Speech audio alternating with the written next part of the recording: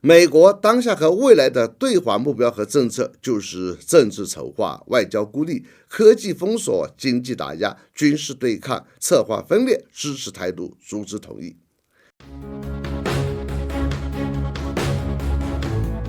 大家好，我是罗富强。本期我们聊的话题是布林肯为何再次请求访华？别以为他是为了化解矛盾、改善关系而来。我也是服了。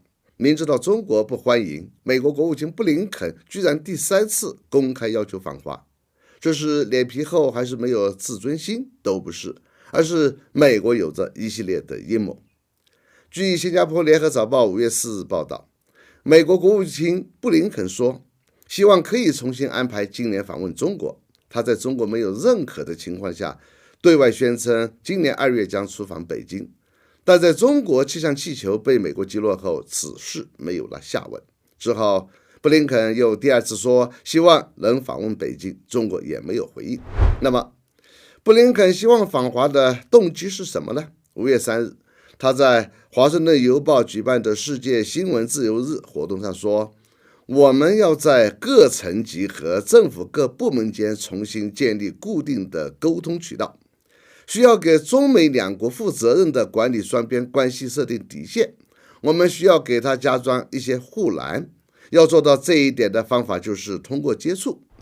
众所周知，当下的中美关系，美国的公开定位其实已经是全面对抗了。美国当下和未来的对华目标和政策就是政治丑化、外交孤立、科技封锁、经济打压、军事对抗、策划分裂、支持台独、组织统一。但美国生怕这一切会导致两国军事冲突，而冲突的地区显然是在中国的整个东边海上，东海、台海、南海。但是，一旦开战，在中国家门口，美国绝对打不赢，还会因为丧失实力而失去霸权地位。因此，美国很担忧，所以反复强调加装护栏，避免军事冲突。因为美国一点底都没有，七上八下，无法制定精准的对抗方案和计划。要做好对抗中国的方案，那就必须摸清中国的底。这光靠美国间谍活动掌握的情报是很有限的。最好的手段，那就是与中国保持高层接触。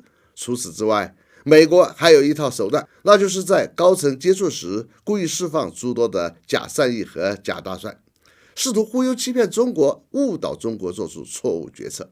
这是美国的一贯手段。特朗普和拜登与中方会见或者通话，都是为了摸底这个目的，然后当面一套，背后一套。当面是好话说尽，转过身去就是坏事做绝。一句话，美国的目的就是还想长期牵着中国的鼻子走。这就是布林肯在上个月的 G7 外长会议上强硬要求中国必须表现出与美国保持高层接触意愿的根本动机。据外媒报道，中国不打算安排布林肯访华，这很英明。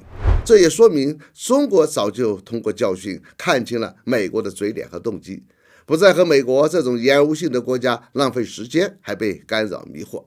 总而言之，美国绝无任何意愿与中国建立友好合作关系，而是早就把中国当成了头号敌人，来确立美国的对华路线和政策。